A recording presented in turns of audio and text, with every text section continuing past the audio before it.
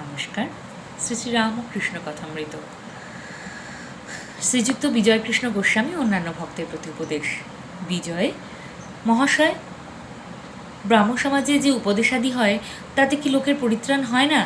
শ্রীরামকৃষ্ণ: মানুষের কি সাধ্য অপরকে সংসার বন্ধন থেকে মুক্ত করে?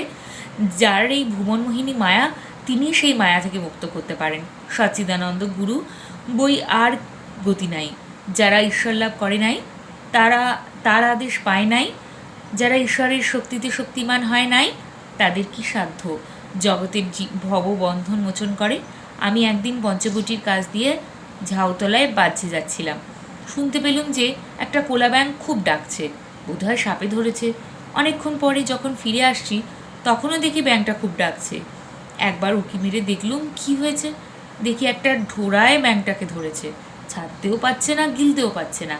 ব্যাঙটার যন্ত্রণা ঘুরছে না। তখন ভাবলাম, ওরে, যদি জাত সাপে ধরতো, 3 ডাকের পর ব্যাঙটা চুপ হয়ে যেত।